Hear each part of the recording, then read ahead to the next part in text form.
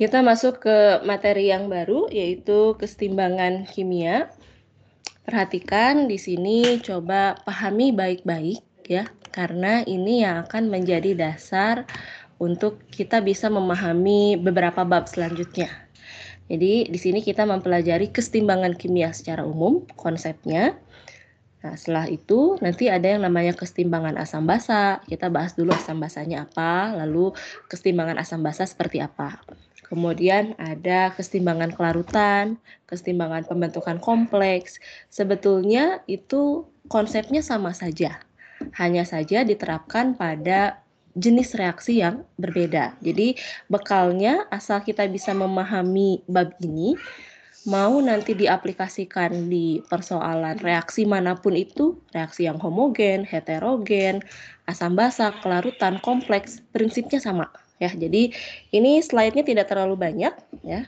Kita akan coba pelan-pelan di sini. Yang penting paham apa inti dari kesetimbangan kimia ini ya. Oke, kita langsung saja. Mungkin kita sudah sering mendengar, sebentar. Ini.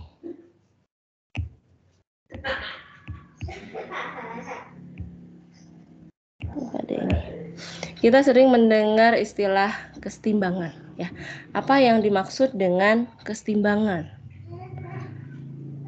Kira-kira ada yang kalau di sini kan memang sudah dituliskan ya. Kesetimbangan ini terjadi ketika suatu reaksi memiliki laju yang sama dengan laju reaksi kebalikannya. Jadi kalau kita lihat kembali, ingat-ingat kembali di bab kinetika kimia, dalam kinetika kimia kita mempelajari seberapa cepat suatu reaksi itu berlangsung. Dan secara umum reaksi itu akan melambat ketika reaktannya semakin berkurang. Hingga suatu waktu kita melihat kalau misalnya reaksinya itu bisa kita amati seperti ini. Ya, ini misalnya kita punya reaksi dekomposisi di nitrogen tetroksida menjadi nitrogen dioksida, di mana di sini ditunjukkan dengan nitrogen tetroksida ini yang tidak berwarna, nitrogen dioksida ini yang berwarna coklat. Ya. Kalau misalnya pengamatannya itu reaksinya itu bisa kita amati, katakanlah di sini melalui perubahan warna. Kalau kita mulai dari N2O4, lama-kelamaan misalnya di sini karena terbentuk NO2 akan berubah gasnya itu menjadi gas yang berwarna. Yang berwarna akibat adanya NO2. Lama-kelamaan karena NO2 yang terbentuknya semakin banyak, maka kita akan temukan warnanya juga semakin pekat. Hingga suatu waktu kita melihat secara makroskopik, secara kasat mata, tidak terjadi lagi perubahan. Ya. Jadi yang awalnya tidak berwarna menjadi berwarna, tapi warnanya itu sudah tidak berubah lagi, tidak memudar atau tidak semakin pekat lagi. Nah, jadi secara umum kita bisa melihat secara makroskopik yang dimaksud dengan kesetimbangan itu kalau tidak terjadi perubahan yang bisa kita lihat gitu ya. Tapi sebetulnya kalau kita lihat secara molekulernya, reaksi ini terus berlangsung. Baik dari N2O4 menjadi 2NO2, ini laju reaksi maju, forward. Dan kemudian ketika NO2 yang terbentuk ini semakin banyak, maka NO2 ini juga akan kembali bergabung membentuk N2O4 atau laju reaksi balik, reverse. Nah, pada suatu waktu ini semakin lama kita sudah mempelajari kinetik ya. Di sini kalau misalnya kita buat reaksi elementernya, nanti di slide selanjutnya juga ada. Ini misalnya terdiri dari dua reaksi elementer. Yang pertama N2O4 gas, ini reaksi majunya menjadi 2NO2 gas. Karena ini reaksi elementer, kita bisa tulis hukum lajunya. Laju reaksi maju, misalnya forward, ini tetapan lajunya misalnya KF, dikalikan dengan N2O4. Pangkat 1, ordernya 1, sesuai dengan koefisiennya. Lalu yang kedua, ada laju reaksi balik. Mulai dari yang tadinya yang tadinya produk sekarang berubah menjadi reaktan. 2NO2 menjadi N2O4. Katakanlah ini tetapan lajunya KR. Laju reaksi baliknya sama dengan KR dikali NO2 pangkat 2. Ordenya 2 sesuai dengan koefisiennya. Nah, ini sebetulnya untuk tahap yang pertama, lajunya karena kan ini reaktan, seiring dengan bertambahnya waktu reaktan berkurang. Laju ini semakin lama semakin berkurang. Sedangkan laju pembentukan produk makin lama makin bertambah. Nah, sehingga suatu waktu ini akan berhenti. Secara kita mengamati tidak ada lagi perubahan yang berarti dari warnanya. Apa yang terjadi sebetulnya?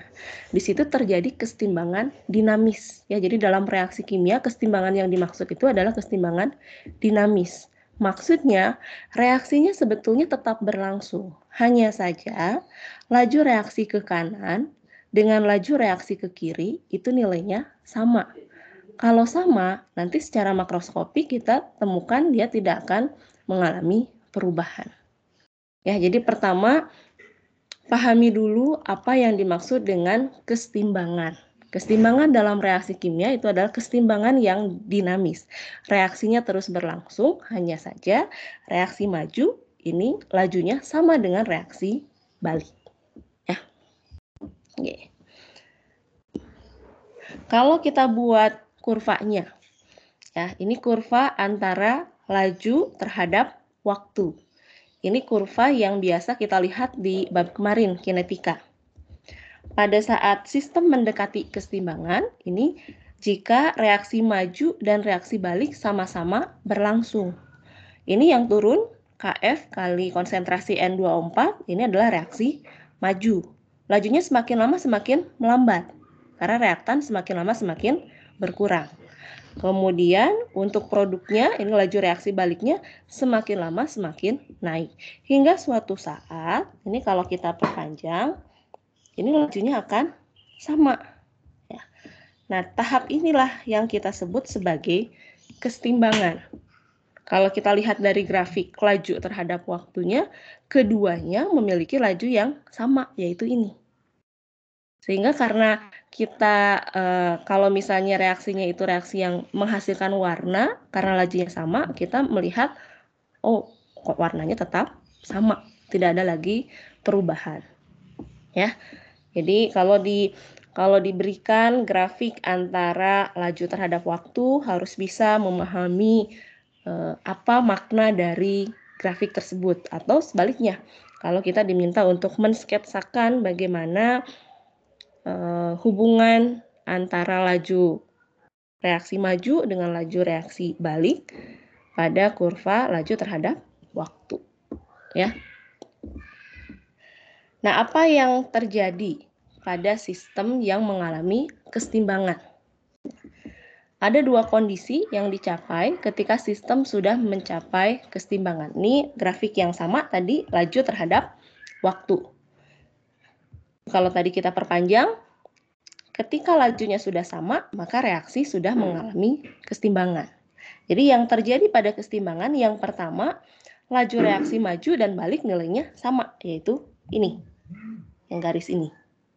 Yang kedua, kalau misalnya kita buat kurva antara konsentrasi terhadap waktu, ya, ini bukan kurva yang baru ya, kita harusnya sudah familiar di bab kinetika kemarin. Reaktan, ini kalau kita tuliskan persamaan reaksinya seperti ini, reaktannya adalah N2O4, produknya NO2, maka di sini untuk reaktan N2O4 akan berkurang. Untuk produk NO2 akan bertambah. Pada suatu waktu, ketika konsentrasi keduanya bukan sama ya, tapi tetap tidak lagi mengalami perubahan di titik ini, misalnya di waktu ini, maka setelah titik ini, setelah waktu pada garis putus-putus ini, reaksi sudah mencapai kesetimbangan. Ya, jadi poinnya di sini Kesetimbangan dalam reaksi kimia itu bukan kesetimbangan yang statis, tapi kesetimbangan yang dinamis. Reaksi masih terus berlangsung, hanya saja lajunya sama baik ke kanan maupun ke kiri. Akibat lajunya sama baik ke kanan maupun ke kiri, maka konsentrasi keduanya juga tetap. Ya. Ini tetap dihasilkan produk, tetap dihasilkan reaktan, tapi karena lajunya sama, maka konsentrasinya ini juga tetap. Ya, nanti kita lihat aplikasinya pada berbagai jenis reaksi. Setelah kita paham tentang apa makna kesetimbangan dinamis, ya, ini tadi sudah kita tuliskan, masih menggunakan contoh reaksi yang sama, ya, karena ini contoh yang mudah sekali untuk diamati melalui perubahan warna, di mana salah satunya ini tidak berwarna, ini NO2 yang berwarna coklat. Ya, ketika misalnya reaksi itu, kalau misalnya dalam bentuk larutan, reaksinya menghasilkan warna, kita bisa tentukan berapa konsentrasi dari larutan yang berwarna tersebut menggunakan alat spektrofotometer. Ya, biasanya mau kinetika atau kesetimbangan kita pelajari melalui spesies apa nih yang bisa kita deteksi dengan mudah konsentrasinya. Ya. Nah, tadi kita bisa bagi reaksi ini ke dalam dua reaksi elementer. Yang pertama reaksi maju, yang kedua reaksi balik. Ingat, dalam reaksi elementer, hukum laju boleh kita turunkan langsung ordernya itu dari koefisien reaksi. Jadi pertama nanti modalnya untuk bisa mengerjakan soal-soal kesetimbangan, cek persamaan reaksinya sudah setara atau belum. Ya, jadi mulai rasanya mungkin di semester 2 ini, terutama di UTS 1, banyak sekali ya hitungannya dibandingkan dengan semester 1. Jadi apalagi di kesetimbangan ini nanti kita akan banyak melakukan perhitungan. Jadi siapkan kalkulatornya, banyak-banyak latihan, semakin banyak latihan nanti kita semakin tahu pola masalahnya itu seperti apa. Ya.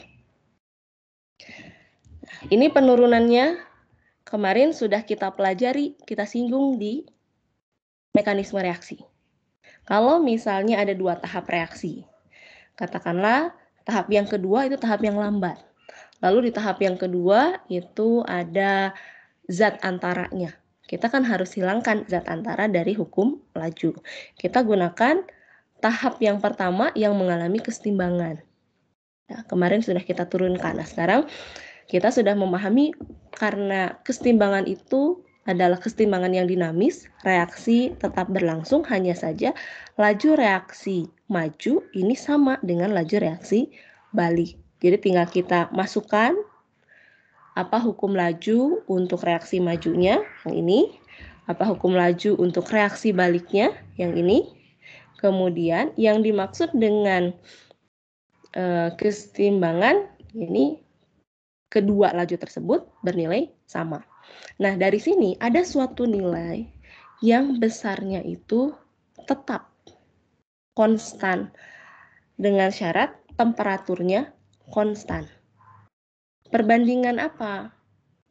Ternyata di sini perbandingan antara Kf per Kr atau perbandingan konsentrasi produk pangkat koefisien dibagi perbandingan konsentrasi reaktan pangkat koefisien.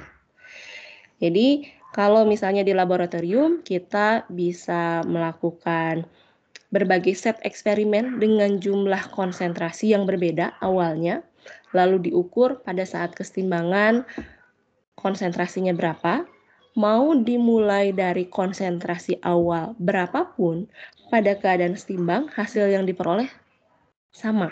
Ada suatu nilai yang sama. Nilai yang sama itu nilai yang seperti apa? Secara empiris ditemukan nilai yang sama itu merupakan perbandingan dari perkalian konsentrasi produk pangkat koefisien. Dalam hal ini karena reaktannya hanya ada satu, produknya hanya ada satu, jadi sini hanya NO2 pangkat 2 dibagi dengan N24 pangkat 1. Jadi ada suatu besaran yang nilainya itu akan selalu konstan jika temperaturnya tetap konstan. Nah, besaran tersebut kita sebut sebagai, ada yang namanya hukum aksi massa, Ada yang mungkin nanti sebutannya hukum kesetimbangan. Ada yang mungkin kalian diminta untuk menuliskan ungkapan tetapan kesetimbangan. Itu merujuk pada hal yang sama, ya. Jadi intinya kalau digeneralisasi, kalau kita punya suatu reaksi A ditambah B menjadi C ditambah D, ya. Kalau ditanyakan, tuliskan hukum aksi massa dari reaksi tersebut. Atau bagaimana hukum kesetimbangan dari reaksi tersebut. Atau tuliskan ungkapan tetapan kesetimbangan dari reaksi tersebut. Yang pertama yang harus kita lakukan, setarakan dulu persamaan reaksinya. Ya, nanti ada koefisien A, B, C, D di sini yang kecil. Nah, yang dimaksud dengan hukum kesetimbangan tadi berdasarkan eksperimen ditemukan bahwa kalau kita mulai dari konsentrasi manapun, berapapun, baik itu reaktan maupun produk, ternyata ada suatu perbandingan yang nilainya tetap. Perbandingan yang mana? Yang ini. Perkalian konsentrasi produk pangkat koefisien masing-masing dibagi dengan perkalian konsentrasi reaktan pangkat koefisiennya masing-masing. Ya, ini harus paham. Ya. Nantinya kalau di sini mulai kita punya tetapan kesetimbangan yang dinyatakan dengan C. C di sini merujuk pada konsentrasi. Nanti setelah ini ada yang namanya Kp. P merujuk pada tekanan. Kemudian nanti di bab lain ada Ka, Kb. Merujuk pada tetapan ionisasi asam, tetapan ionisasi basa. Ada lagi KSP, ya, tetapan hasil kali kelarutan. Satu lagi ada KF atau KFOM, tetapan pembentukan kompleks. Ya. Yang harus kita pahami di sini, nilai K di sini formulanya semua sama. Jadi merupakan perkalian atau perbandingan antara produk dengan reaktan. Hanya saja diungkapkan dalam atau diterapkan pada jenis reaksi yang berbeda. Contoh misalnya kalau Kp seandainya ini reaksinya berupa gas, ini bukan konsentrasi tapi tekanan. Kalau Ka nanti kita bahas di tetapan asam basa. Misalnya kita punya CH3COH di dalam air terionisasi, ya, mengalami kesetimbangan, ya, menghasilkan ion asetat CH3COO- ditambah H+. Maka ungkapan tetapan kesetimbangannya karena ini reaksi asam, tetapan ionisasi asam lemah yang berbeda, yang berubah hanya ininya aja, subskripnya. Ini menjadi Ka. Ungkapannya sama. Perkalian konsentrasi produk pangkat koefisien, di sini semuanya pangkat 1, dibagi reaktannya, CH3COOH. Ya, sebagai pengantar supaya paham dulu bab ini, nanti kita hanya perlu mempelajari tentang apa yang dimaksud dengan asam, basa, kemudian garam-garam apa yang sukar larut, kemudian contoh garam-garam kompleks, ya.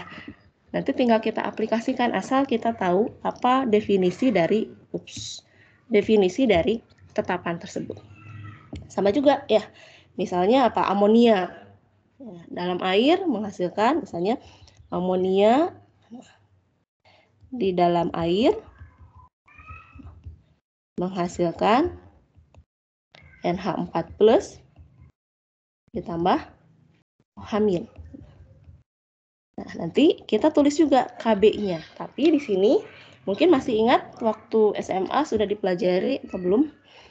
Yang masuk spesi yang masuk ke dalam ungkapan kesetimbangan yang seperti apa? Ada yang masih ingat? Ke dalam fasa lah, bukan spesi.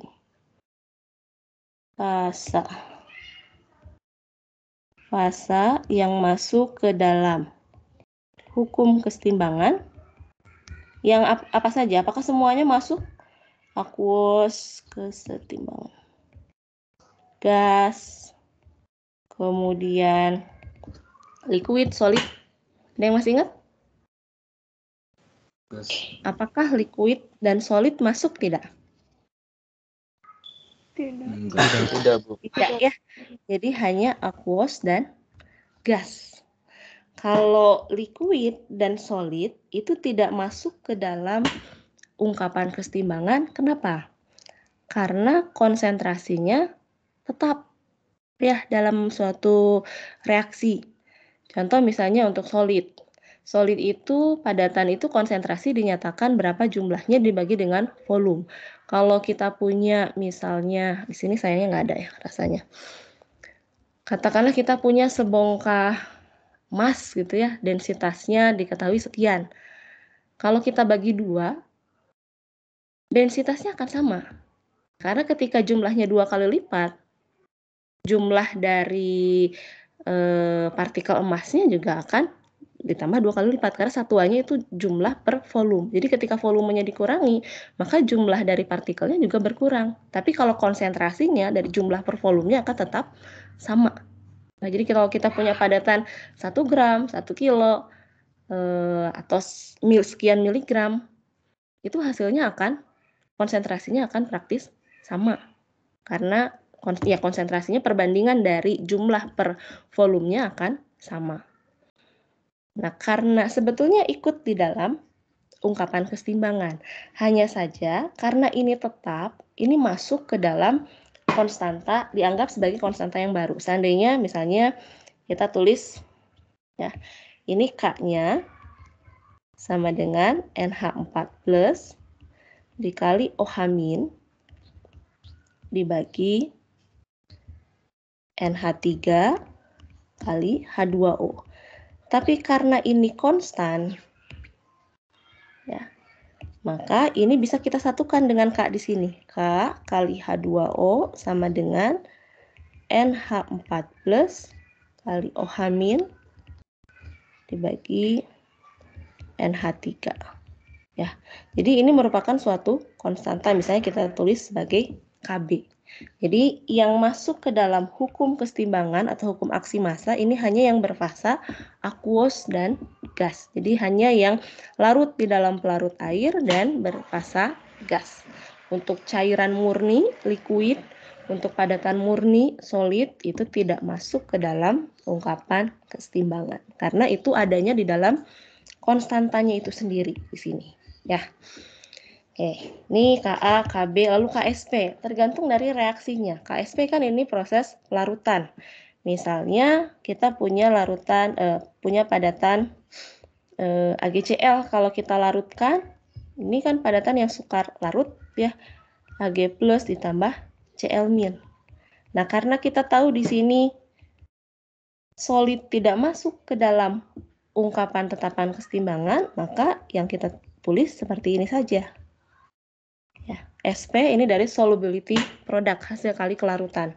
Yang kita masukkan hanya yang berfasa aqueous.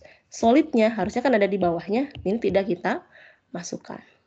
Nah, satu lagi misalnya K-form, ini kita punya kompleks, berarti reaksinya harus pembentukan kompleks. Misalnya Ag+ dengan berapa amonia, misalnya 4 amonia menghasilkan Ag amonia 4 sekian plus gitu. Tetap pokoknya yang namanya formula K itu adalah kita tuliskan dulu persamaan reaksinya. Nanti subskripnya itu mengikuti jenis reaksinya apa? Apakah reaksi pelarutan, Ksp, apakah reaksi asam basa, Ka atau Kb. Kemudian kita tulis perbandingan produk per reaktannya. Makanya di sini pahami bab ini. Nanti kalau ini sudah paham, mau kita aplikasikan pada nanti bab selanjutnya ya, dua bab selanjutnya ini akan lebih mudah ya, karena merupakan aplikasi saja ke dalam jenis reaksi yang berbeda. Kita lihat contohnya.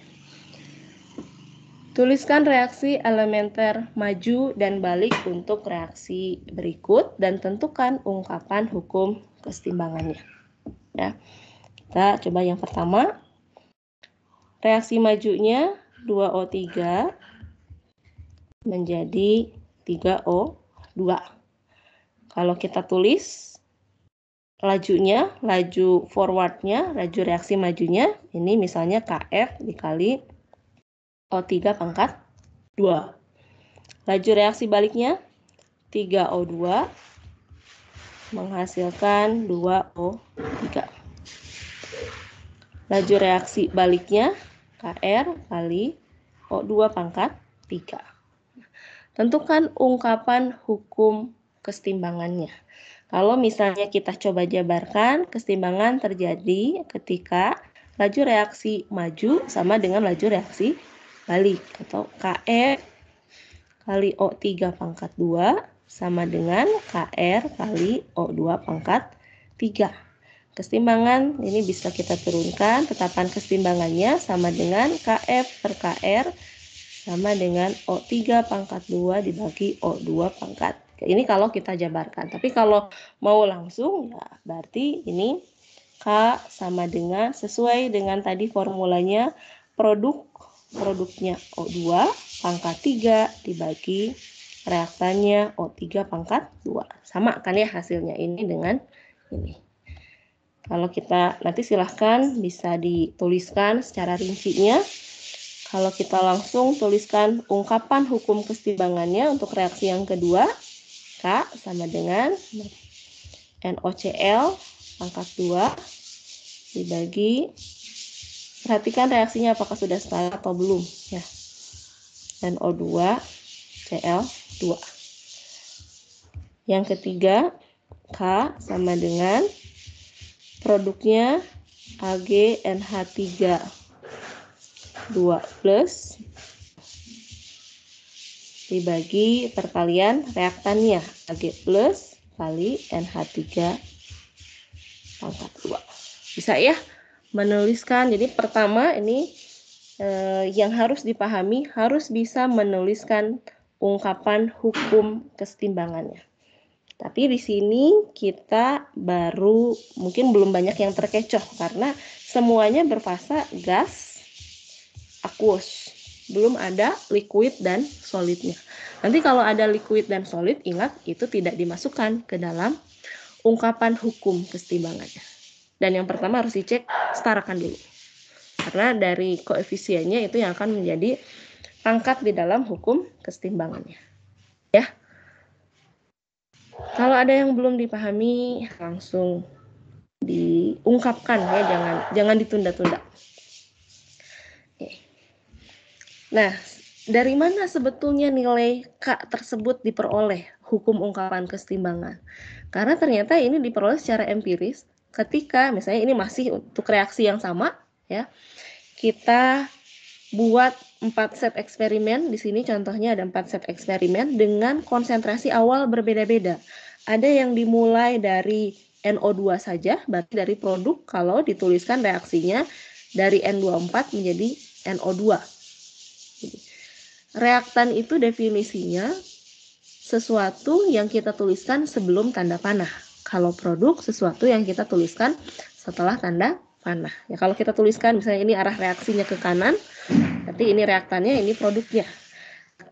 Setelah dipelajari, kalau misalnya kita buat komposisi yang berbeda-beda, ada yang memulainya dari produknya, lalu ini set 1, 2, 3 semua dimulai dari produk dengan konsentrasi yang berbeda. Ada yang 0,02, 0,03, 0,04. Satu lagi ada yang dimulai dari reaktannya. Ini 0,02. Kalau misalnya ini kita coba di laboratorium, tambahkan lagi satu eksperimen, dimulai dari kedua-duanya sudah ada, kita campurkan. Ada NO24, ada NO2. Hasilnya ketika kita ukur pada kesetimbangan, ya, hasilnya pasti akan berbeda-beda. Kalau kita mulai dari konsentrasi yang berbeda. Ya, di sini tidak ada yang sama ya. Kecuali ini kebetulan sama angkanya. Karena koefisiennya ini kan 1:2. Ini 0,04, ini 0,02.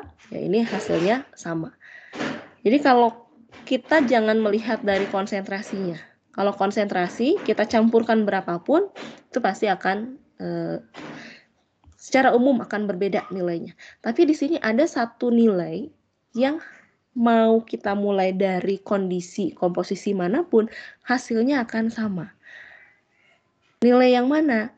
Nilai perbandingan dari NO2 atau produk pangkat koefisien dibagi dengan reaktan. Maka dari sinilah muncul yang namanya hukum kesetimbangan. Ini praktis sama ya, 0,21. Nilai KC ini perbandingan, dan K kalau ada nilai K, kalau ada satuan K, itu yang kita ambil konsentrasinya adalah konsentrasi pada kesetimbangan. Jadi yang nilai di sini ini adalah perbandingan yang diperoleh dari konsentrasi equilibrium kesetimbangan, bukan pada konsentrasi sesaat atau pada konsentrasi manapun ya di luar kesetimbangan. Tapi yang diambil adalah perbandingan konsentrasi pangkat koefisien untuk produk reaktan pada kondisi kesetimbangan. Nah, hasilnya mau reaksi manapun itu, kalau pada kesetimbangan nanti selama diukur pada temperatur yang sama, nilainya juga akan sama. Ya, jadi nilai K ini akan sama, tidak bergantung pada berapa konsentrasi awal, baik itu reaktannya maupun produknya. Ya. Oke. Contoh reaksi lain. Di sini kita punya reaksi 1 molekul nitrogen bereaksi dengan 3 molekul hidrogen menghasilkan 2 molekul amonia. Ungkapan ketetapan kesetimbangannya diungkapkan dalam bentuk konsentrasi, biasanya dalam bentuk molar. Maka ini perkalian konsentrasi produk. Di sini produknya hanya ada 1, NH3, pangkat koefisiennya 2, dibagi perkalian konsentrasi reaktan. Di sini reaktannya ada 2, nitrogen pangkat 1, hidrogen pangkat 3. Kalau kita buat kondisi seperti tadi, ya, ada yang dimulai dari produknya, ada yang dimulai dari reaktannya. Nah, sekarang kalau kita bagi ini menjadi 2 reaksi balik, ya, dua reaksi elementer.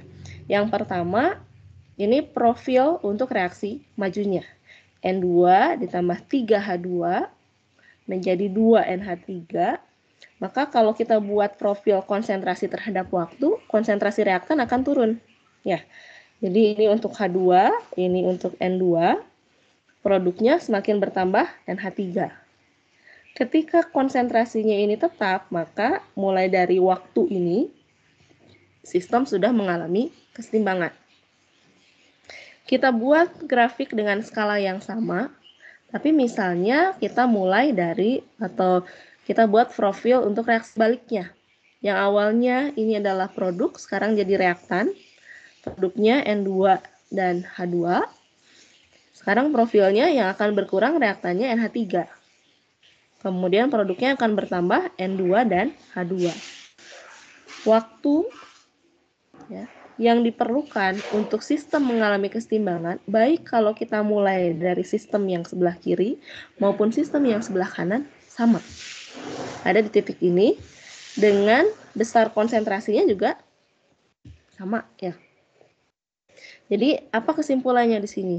Kesetimbangan itu dapat dicapai pada berbagai arah. Formulanya ini sama. Perbandingannya mau kita mulai dari konsentrasi awal berapapun, tapi nanti akan menghasilkan konsentrasi yang mungkin berbeda pada saat kesetimbangan, tapi nilai perbandingannya akan selalu sama. Nah, jadi reaksi dapat dimulai dari gambar sebelah kiri atau dimulai dari gambar sistem yang sebelah kanan. Selama temperaturnya tetap, ini akan menghasilkan nilai K yang sama. Ya. Kemarin di kinetika, tetapan laju itu dipengaruhi oleh temperatur. Ya, ada dalam persamaan Arrhenius. Setara dengan ini, karena K di sini sama dengan perbandingan laju maju, tetapan laju maju dibagi tetapan laju reaksi balik. K-nya tergantung pada temperatur, tetapan lajunya, tetapan kesetimbangan juga sama, bergantung pada temperatur. Ya, bisa dipahami ya? Oke, saya lanjutkan. Jadi yang pertama saya ulas kembali, harus memahami apa yang dimaksud dengan kesetimbangan dinamis atau kesetimbangan secara umum dalam reaksi kimia itu seperti apa. Lalu suatu sistem yang mengalami kesetimbangan kita harus bisa menuliskan ungkapan tetapan kesetimbangannya. Perkalian produk dibagi reaktan, pangkat koefisiennya masing-masing. Yang ketiga, kita sudah tahu hukum kesetimbangannya. K itu ada nilainya. Ya. Nah, sekarang kita harus bisa memahami apa makna dari nilai K tersebut. Karena tadi formulanya kalau saya tulis secara umum, K itu kan perbandingan konsentrasi produk dibagi misalnya pangkat koefisien dari produk dibagi perkalian konsentrasi reaktan pangkat masing-masing koefisien untuk reaktannya misalnya. Formula secara umumnya kan seperti ini. Jadi kalau misalnya kita punya nilai K-nya yang sangat besar atau lebih dari 1, artinya kan nilai ini produknya di atasnya lebih besar dibandingkan dengan reaktannya.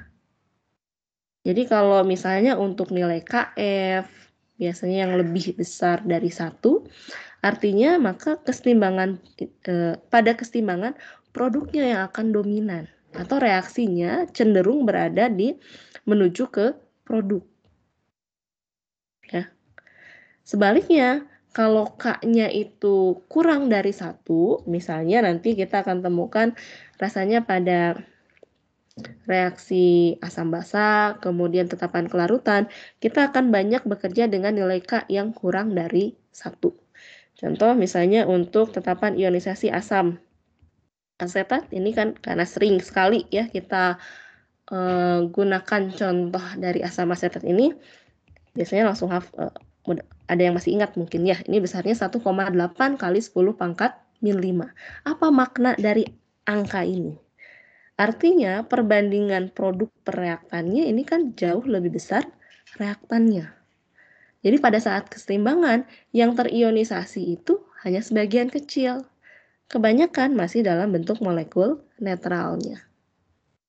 Ya, jadi yang ketiga, setelah kita paham apa itu kesetimbangan, bagaimana ungkapan hukum kesetimbangannya atau tetapan kesetimbangannya, apa sekarang makna dari nilai K-nya. Kalau K-nya lebih besar dari 1, artinya produk akan dominan pada kesetimbangan. Kalau K-nya kurang dari 1, reaktan yang dominan pada kesetimbangan. Ya, itu yang ketiga. Kemudian di sini kita juga mungkin untuk melakukan manipulasi tetapan kesetimbangan. Jadi misalnya diketahui ada suatu reaksi dengan nilai tetapan sekian, ada beberapa reaksi dengan nilai tetapan yang sudah diketahui. Ini mirip seperti hukum Hess. Tapi kalau dalam hukum Hess yang diketahui adalah delta H. Kalau di sini yang diketahui adalah K-nya. Jadi kita bisa mengetahui berapa tetapan kesetimbangan dari reaksi yang lain jika memang informasinya cukup ya dari beberapa persamaan yang ada. Jadi mirip seperti persamaan termokimia ya, manipulasi persamaan termokimia. Bagaimana cara manipulasinya? Kan kalau termokimia ketika dibalik tandanya berubah. Ketika dikali koefisiennya, maka besar delta H-nya juga dikali ya. Nah, kalau kesetimbangan seperti apa? Awalnya misalnya kita punya reaksi maju untuk N2O4 menjadi 2NO2. Ini punya nilai Kc sekian. Kalau misalnya kita ingin balik reaksinya, ya, awalnya produk sekarang menjadi reaktan, maka tetapan kesetimbangan yang baru di sini dinyatakan dengan Kc aksen. Ya. Ini kan berarti formulanya produknya ganti jadi N2O4, reaktannya jadi NO2 pangkat 2. Ini sama saja dengan Kc nilai ini tapi dibalik. Ya. Jadi kalau kita punya suatu persamaan yang sudah mengalami kesetimbangan dan ada informasi nilai K-nya, lalu kita balik persamaannya, nilai tetapan kesetimbangan yang barunya adalah 1/K dari tetapan kesetimbangan awalnya. Ya, kalau termokimia kan dibalik tandanya, kalau ini besarannya adalah 1/4 dari berapa K reaksi sebelumnya.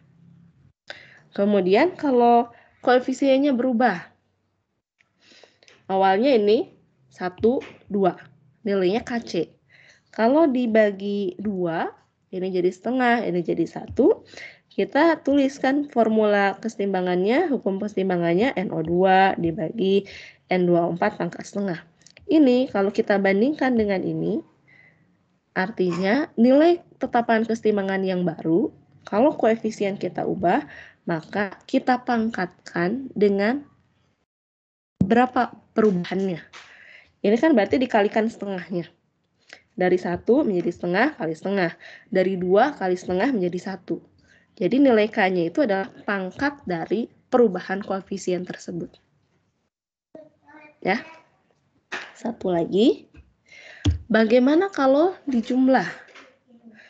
Misalnya ini kita punya 2 reaksi elementer, ini adalah reaksi totalnya. Ya, kalau betul nggak ini ya? NO2 kita coret, 2N2 oksigennya jadi 4. Nah, misalnya ini reaksi elementer, reaksi 1, reaksi 2, ini reaksi totalnya.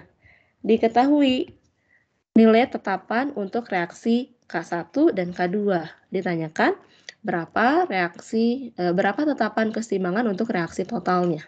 Artinya kan ini K1 dan K2-nya kita, atau reaksi 1 dan reaksi 2 kan kita jumlahkan.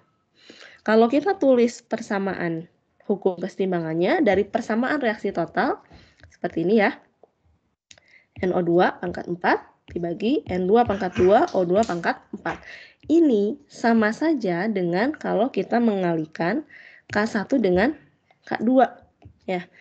N2O pangkat 2, kalau kita tulis ulang, N2 pangkat 2 kali O2, kita kalikan dengan NO2 pangkat 4 dibagi N2O pangkat 2 kali O2 pangkat 3.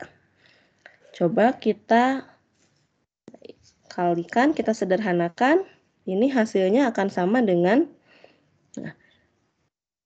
ini ya. NO2 pangkat 4, ini misalnya. K3 sama dengan K1 kali K2 sama dengan ya. Lalu N2-nya pangkat 2, O2-nya di sini 1, di sini 3 pangkat 4.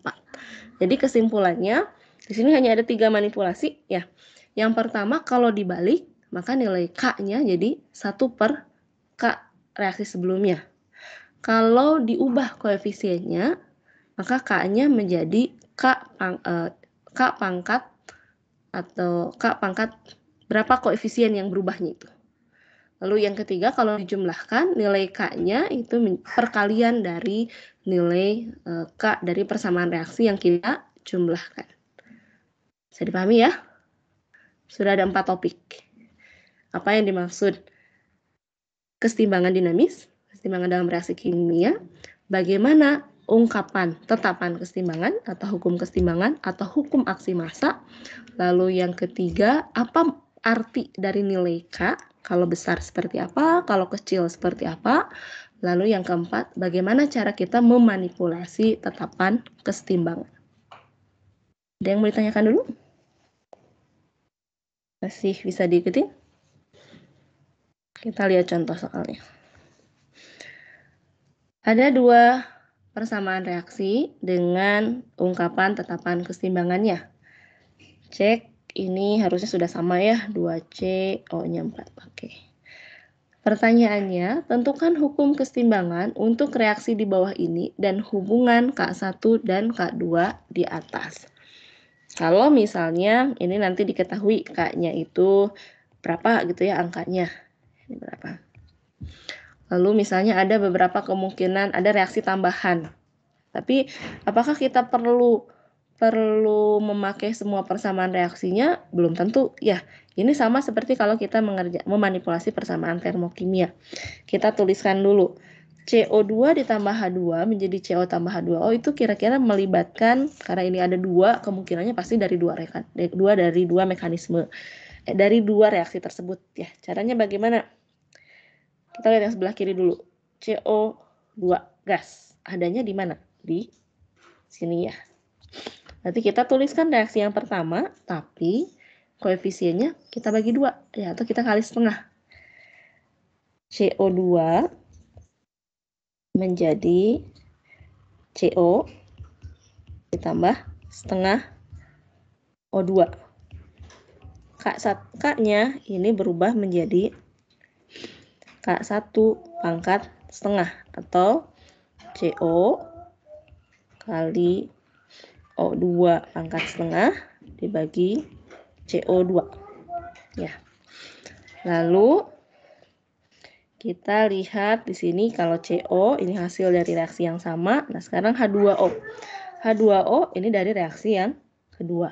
Tapi yang diinginkan dalam reaksi yang ditanyakan H2O-nya sebagai produk, ada di sebelah kanan. Berarti kita balik. Tapi kemudian koefisiennya juga berubah ya, kali setengah juga. Berarti H2 gas ditambah setengah O2 menjadi H2O gas. K-nya pertama tadi kita balik 1/K2, kemudian koefisiennya setengah, pangkatkan dengan setengah.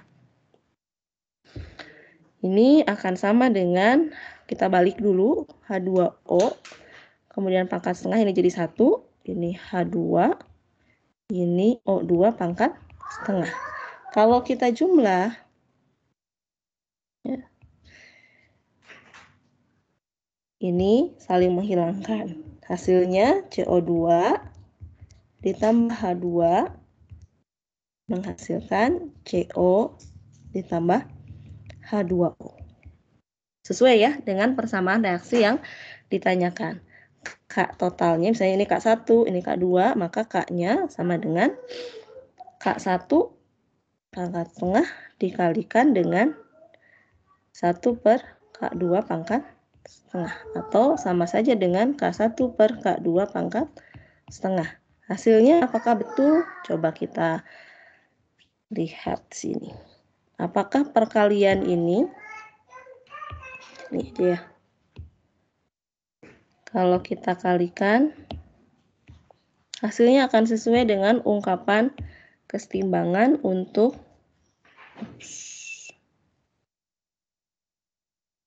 kalau ini kan kita jumlahkan, kita kalikan, hasilnya CO, kemudian ini hilang ya, kali H2O dibagi CO2 kali H2. Sama ya nilai ini, jangan inilah, dengan kalau kita tuliskan di sini.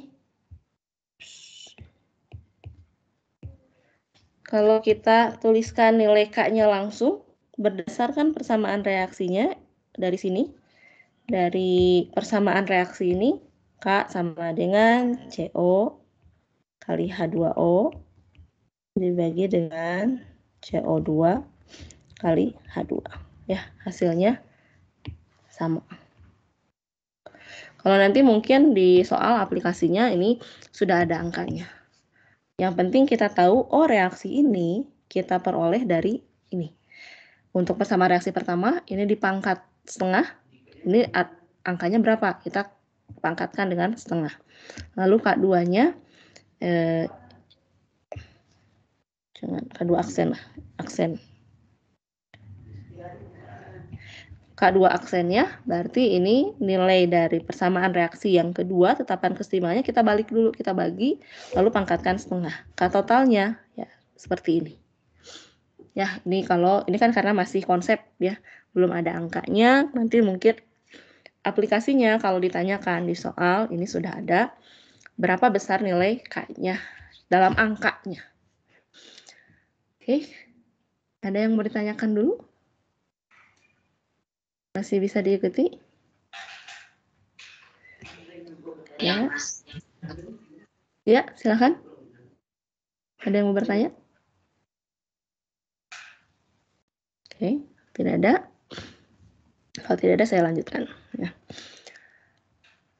Sekarang kita lihat hukum kesetimbangan konsentrasi dan tekanan. Kalau tadi kita menyatakan hukum kesetimbangannya dalam KC.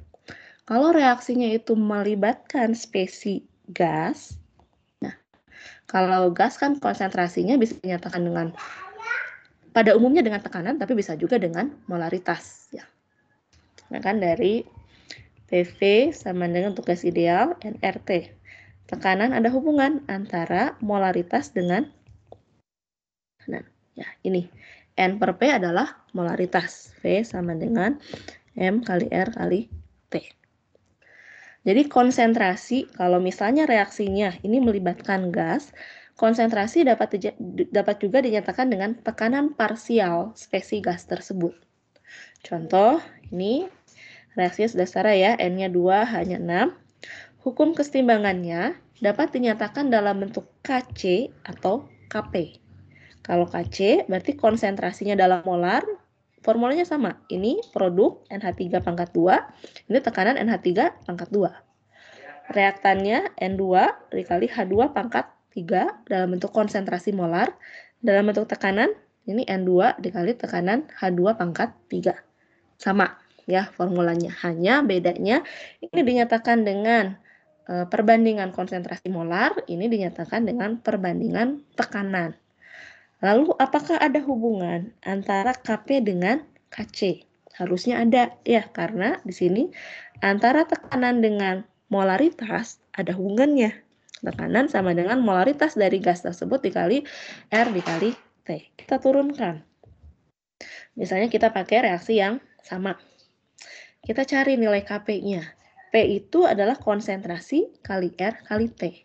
Berarti di sini kita masukkan konsentrasi NH3 kali R kali T pangkat 2. Jadi sesuai ya dengan ininya. Ini pangkat 2. Lalu untuk N2 ini pangkat 1, N2-nya pangkat 1. Kemudian H2 ini pangkat 3.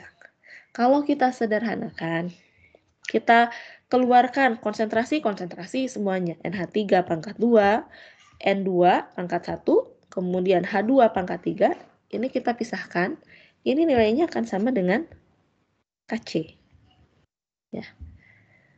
Lalu ini kita sederhanakan, ini kan sama-sama RT, tapi pangkatnya berbeda. Yang atas 2, yang bawah 1 dan 3. 2 itu dari mana? 2 itu adalah dari koefisien produk. 1 dan 3 dari koefisien reaktan. Hasilnya kalau kita sederhanakan ini kan 2 dikurangi 4 min 2. Jadi kalau disederhanakan hubungan dari Kp dan Kc, Kp sama dengan Kc kali RT pangkat delta N.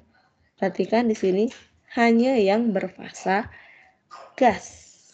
Ya, karena kebetulan di sini contoh soalnya semuanya berfasa gas. Tapi kalau misalnya nanti reaksi kesetimbangannya heterogen melibatkan fasa yang berbeda, kalau kita ingin menghubungkan Kp dengan Kc, ini hanya berlaku untuk yang spesiesnya berfasa gas. Delta N di sini apa? Selalu ya kalau ada delta itu awal dikurang akhir kurang awal. Jadi mol gas produk dikurangi mol gas reaktan. Produknya di sini yang berfasa gas, semuanya berfasa gas. 2 molnya. Lalu produk reaktannya 1 dan 3. Jadi di sini kalau untuk soal ini 2 dikurangi 1 tambah 3. Hasilnya min 2. Jadi nilai Kp, kalau misalnya nanti sudah diketahui Kc-nya, berapa nilai Kp, kita perlu menghitung tekanan. Kita harus punya data nilai Kp-nya. Tapi diketahui dari reaksi ini misalnya Kc-nya. Kita cari dulu Kp sama dengan Kc kali RT delta N-nya min 2. Ya, jadi yang kelima adalah hubungan Kp dan Kc. Saya tidak bosan-bosan untuk mengulang supaya kalian makin meresap lah ya, makin mudah diingat. Definisi kesetimbangan dinamis dalam reaksi kimia, kemudian hukum kesetimbangan seperti apa, makna dari angkanya, dari besarannya seperti apa. Yang keempat, bagaimana memanipulasi kesetimbangan, persamaan kesetimbangan, nilai K-nya. Kalau dibalik seperka, kalau dikalikan koefisiennya pangkat koefisien, kalau dijumlahkan berarti dikalikan. Yang kelima harus tahu hubungan Kp dengan Kc. Oke, lanjut ya. Jadi Ibu, secara ya silakan. Saya pengen nanya Bu, jadi kalau misalnya si delta N gasnya itu kita kayak nggak tahu mol masing-masing dari gasnya, kita tinggal bisa lihat delta koefisiennya aja ya, Bu? Hanya dari koefisien. Kalau kita membaca persamaan reaksi, ini kan kita bisa baca sebagai molekulnya. 1 molekul N2 bereaksi dengan 3 molekul H2 menghasilkan 2 molekul NH3. Atau kita bisa membaca 1 mol N2 bereaksi dengan 3 mol H2 menghasilkan 2 mol NH3. Jadi N gas ini, delta N ini hanya berlaku untuk yang berfasanya gas. Nanti ada rasanya di slide ini ya, yang fasanya bukan gas. Perhatikan pokoknya yang berfasa gas, kita hanya lihat koefisien. Produknya 2, reaktannya 1 dan 3. 2 dikurangi 4. Ini juga nanti akan kita, atau sudah ya, sebentar. Lupa, sudah rasanya di semester 1. Bagaimana mencari energi dalam, kemudian delta H. Terkadang kan kita perlu mencari kerja, min P delta V itu sama dengan delta N RT. Nah, delta N di situ juga sama. Cari yang berfasa gas, kemudian tinggal kita lihat koefisiennya saja, produk dikurangi reaktan. Ya, gimana Auza? Sudah dipahami belum? Masih bingung? Jadi kalau misalnya ada delta N ini, kalau misalnya nggak nyambung sama ini sih materinya. Cuman kalau misalnya ada delta N aja, ya, kayak mol produk kurang mol reaktan, yang bisa dilihat dari koefisiennya cuma yang gas doang. Kalau misalnya ada yang gas saja. Solid atau aqueous itu harus ini molnya. Enggak, kita hanya perlu lihat yang gas. Karena ini penurunan dari persamaan gas ideal. Jadi lihat produk dan reaktan yang berfasa gas saja. Ya. Maksud saya tuh kayak bukan di materi ini. Maksudnya kalau misalnya ada yang disuruh cari data N-nya tuh.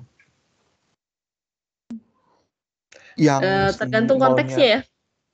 Yang ditanyakan perubahan, kalau delta N, perubahan mol untuk reaksi heterogen, ya kalau memang benar-benar yang dinyatakan, ini kita tidak mencari hubungan KC dengan KP, hanya ingin berapa delta N, ya bisa saja dipakai semuanya. Tergantung dari konteksnya yang ditanyakan apa.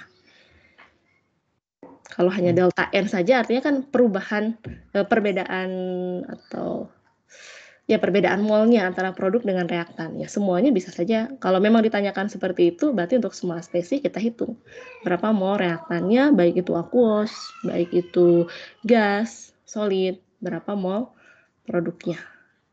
Tapi kalau di sini kita berbicara konteksnya antara hubungan antara KC dan KP atau sesuatu yang melibatkan perubahan tekanan. Kan tekanan itu hanya berpengaruh besar pada yang fasanya gas saja.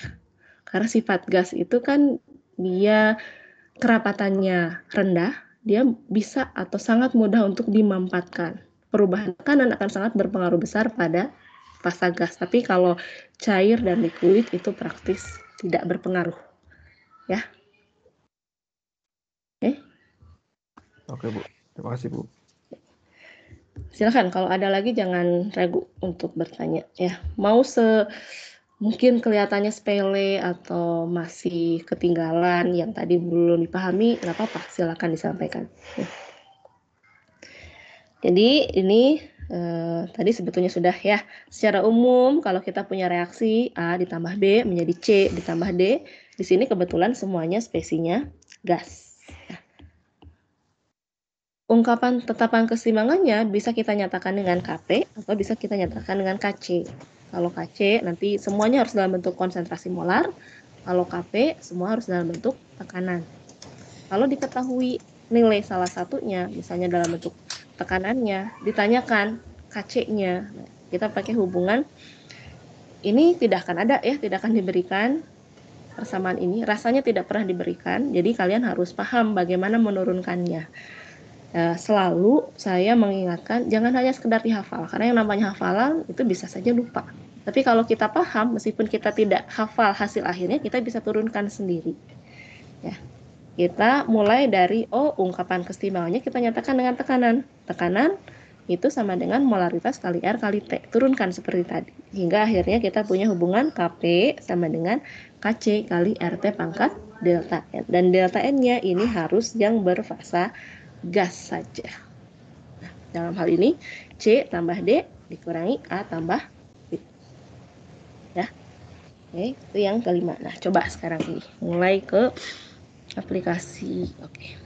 Setelah ini ada hitungan. Di antara reaksi di bawah ini, manakah yang memiliki nilai Kp sama dengan Kc? Kita sudah tahu hubungan Kp sama dengan Kc kali RT pangkat delta N. Nah. Yang mana? Apakah yang A? Artinya apa ini? Kp akan sama dengan Kc kalau delta N ini nilainya berapa? 1. 0. 1 atau 0? 0, Bu. 0 ya. Sesuatu dipangkatkan 0 hasilnya akan sama dengan 1. Ya. Jadi yang mana? A sama nggak Kp sama dengan Kc-nya? Enggak. Nah, di sini sudah heterogen ya. Kita hanya perlu lihat yang gas. Delta N-nya berapa untuk yang A? -1. -1. Ya, 1 kurang 2 sama dengan -1. Kalau yang kedua, yang gasnya, delta N-nya sama dengan 3 kurang 3, 0 ya. Untuk yang C, hanya ini. Delta N-nya 1 tambah 2 kurangi 0. Oke. 3. Jadi, yang nilainya sama dengan antara Kp dengan Kc itu hanya yang B. Saya dipahami yang ini? Jadi, perhatikan hanya yang berfasa gas. Oke, nah nanti baik di bab ini maupun di keseimbangan asam basa, kelarutan, pembentukan kompleks, kita akan banyak melakukan perhitungan. Kita harus buat tabel mula-mula reaksi setimbang. Kita di sini punya SO3, sampel SO3 dimasukkan ke dalam reaktor kosong dan vakum. Artinya sebelumnya tidak ada apa-apa. Nah, yang dimasukkan tersebut berarti sesuai dengan jumlah SO3 awal. Kemudian dipanaskan hingga 600 Kelvin.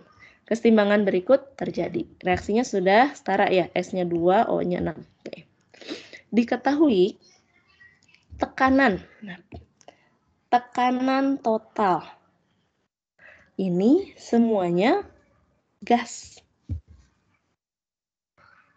Tekanan total sistem adalah 3 atm. Fraksi mol oksigen 0,12. Tentukan Kp-nya. Kp itu kan sama dengan PSO2 pangkat 2 dikalikan PO2 dibagi PSO3 pangkat 2. Berarti kan kita harus cari dulu PSO2 berapa, PO2 berapa, PSO3 berapa. Dari mana dulu nih kita mulai? Ada tekanan total 3 atm, ada fraksi mol O2. Masih ingat hukum apa? Dalton hukum apa? Tekanan parsial. Tekanan total merupakan penjumlahan dari masing-masing tekanan parsial gas tersebut.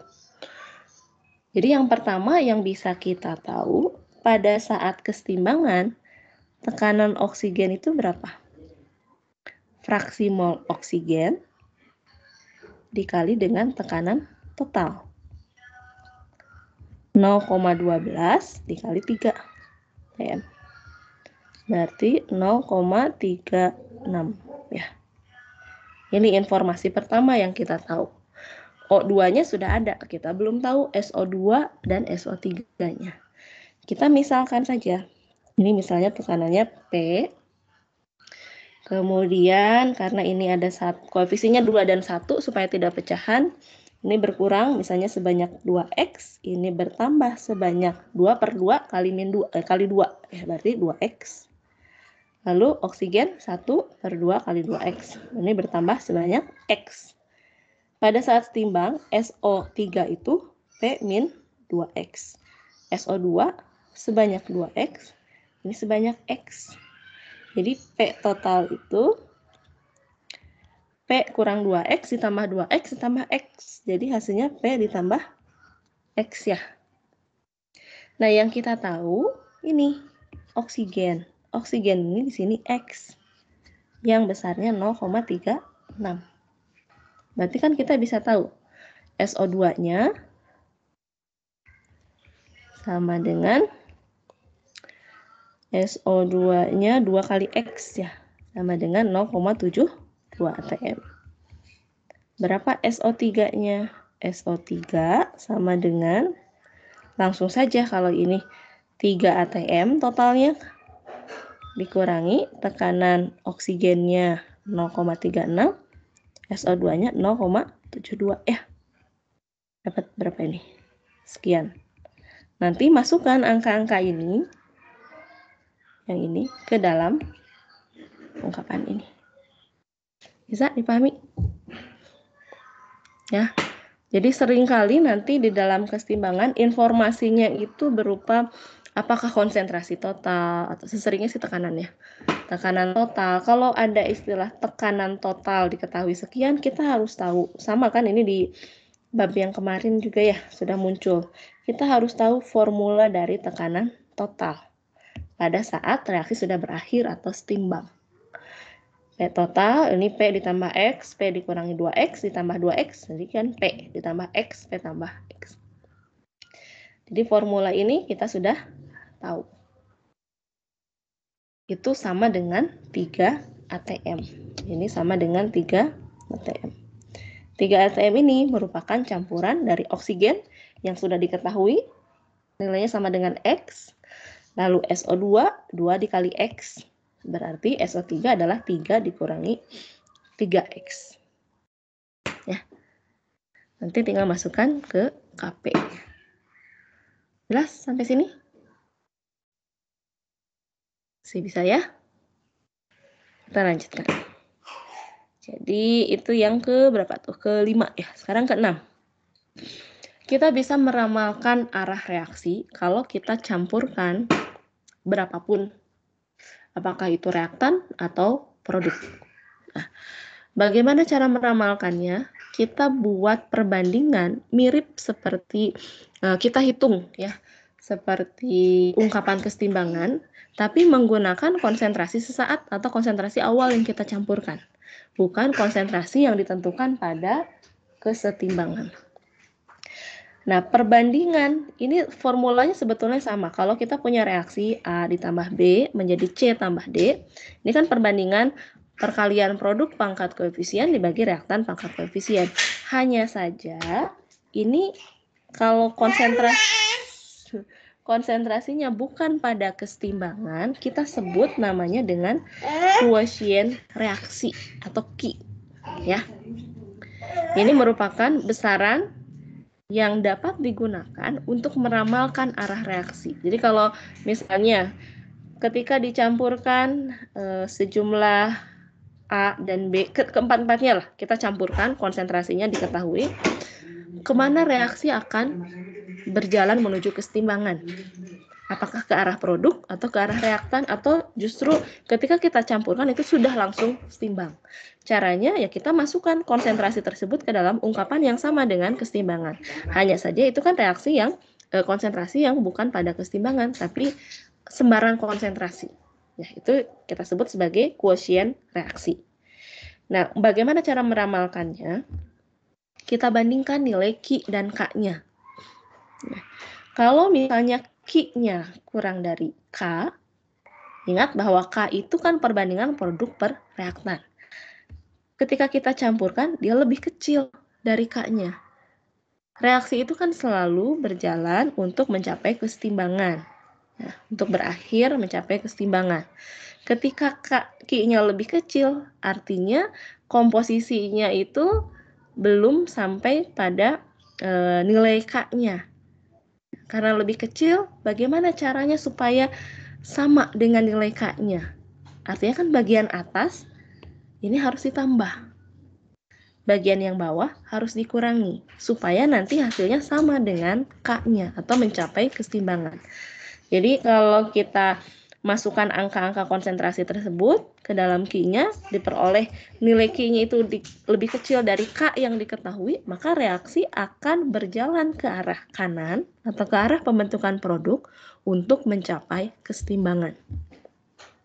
Sebaliknya, kalau ternyata pas dicampurkan sembarang konsentrasi ini, hasilnya Q-nya itu lebih besar dari nilai K-nya, artinya produknya lebih banyak dibandingkan dengan reaktannya, perbandingan dengan kalau kita bandingkan dengan perbandingan untuk K-nya. Artinya kan ini produk harus kita kurangi, reaktan harus kita tambah. Caranya reaksi geser ke kiri atau ke arah reaktan. Tapi kalau ternyata yang kita campurkan kebetulan sama perbandingannya dengan K, maka reaksi akan langsung berada pada kesetimbangan. Ya, itu yang keenam. Setelah kita tahu hubungan Kp dan Kc, nah sekarang kalau kita campurkan sembarang jumlah konsentrasi untuk reaktan atau produk, kita bisa meramalkan, oh reaksinya akan cenderung berjalan ke arah mana nih? Ke arah produk kah? Ke arah reaktan kah untuk mencapai kesetimbangan? Atau justru malah sudah langsung berada pada kesetimbangan.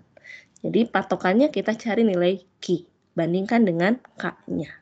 Nah, ilustrasinya seperti ini. Misalnya ada reaksi A menjadi B. A ini yang warna biru, konsentrasinya ini dari, karena awalnya reaktannya A, jadi dari 1 ke kanan itu menjadi berkurang. Kalau ini kita nyatakan dengan sumbu yang sama, tapi konsentrasi B berkebalikan, awalnya tidak ada, menjadi 1, lebih banyak. Ya. Misalnya untuk reaksi ini diketahui, ini grafik antara Q atau K, intinya perbandingan konsentrasi produk per reaktan terhadap konsentrasi. Reaksi ini diketahui K-nya 1,45. Ya, di sini K-nya. Pada komposisi berapapun, kalau mau kita mulai dari jumlah berapapun, ya K-nya tetap selama temperaturnya tetap. Nah, yang kita campurkan kan kombinasinya bisa dari sini, 10, 0,75, 0,25, atau sampai sini. Titik potongnya antara komposisi konsentrasi yang kita campurkan dengan nilai K ada di sini. Ya, ini Q sama dengan K. Artinya kalau kita campurkan sejumlah ini pada komposisi di sebelah sini, ini reaksi sudah berada pada kesetimbangan. Nah, apa yang terjadi kalau ternyata Q-nya itu lebih kecil dari K-nya? Q-nya lebih kecil dari K, berarti untuk mencapai nilai, harus diperbesar kan nilainya, supaya sama dengan K. Produknya harus ditambah. Jadi reaksi akan bergerak ke arah pembentukan B, produk yang berwarna merah. Sebaliknya, kalau Q-nya lebih besar dari K, ya, dalam hal ini artinya jumlah produknya yang berwarna merahnya lebih banyak dibandingkan reaktan yang berwarna biru. Harus dikurangi produknya supaya mencapai kesetimbangan atau mencapai titik ini. Maka reaksi akan cenderung mengarah ke arah pembentukan reaktan. Ya. Kalau pada tak hingga, ini nilai Q perbandingan pada tak hingga, A itu akan habis bereaksi, ya, sama dengan 0, sedangkan B, karena ini koefisiennya 1:1, B-nya akan sama dengan 1. Ini mirip seperti kemarin di soal kinetika, ya, kita mencari P0. Pada tak hingga, reaktan akan habis, sisanya tinggal produk. Jelas ya? Oke, kita lihat contohnya. Kita akan banyak melakukan perhitungan di sini, karena ketika sudah bisa meramalkan, nanti perhitungannya ini rasanya hanya ada 2. Kita diminta untuk mencari nilai tetapan kesetimbangan, atau kita diminta untuk menghitung berapa konsentrasi pada saat setimbang. Hanya 2 itu dibolak-balik. Ya. Contoh, ini masih reaksi yang sama ya. Sekarang ada nilai Kc-nya 0,36 pada 100 derajat Celcius. Nah, selalu ada informasi temperatur. Karena nilai K ini bergantung pada temperatur. Kalau temperaturnya lain, nilai K juga lain. Suatu campuran reaksi pada 100 derajat Celcius pada awalnya mengandung 0,1 molar NO2. NO2 di sini produk. Kalau kita selalu buat ini ya, kalau dalam pertimbangan. Ada kalau di textbook biasanya ice initial change equilibrium. Kalau dulu SMA mungkin sering mula-mula reaksi setimbang. Ya, pokoknya kita buat kondisinya mula-mula berapa, bereaksinya berapa, pada keadaan setimbang berapa. Informasinya di awal di sini NO2, produknya 0,1. Tentukan konsentrasi kesetimbangan untuk keduanya, NO2 dan N2O4. Jadi di sini juga kita belajar membaca pola ya. Banyak latihan itu salah satu cara kita untuk mengasah ketajaman dalam menilai suatu persoalan. Ya, kita belajar membuat polanya. Oh, ini K-nya diketahui, kita diminta untuk mencari berapa konsentrasi pada saat setimbang. Karena pada keadaan awal hanya ada NO2 produk, ya maka reaksi akan berlangsung ke kiri. Jadi ini bisa saja kita tulis cara lainnya. Kalau tidak ingin membingungkan, 2NO2 menjadi N2O4. Tapi hati-hati, ini kita sudah mulai memanipulasi. Maka K-nya sama dengan 1/0,36.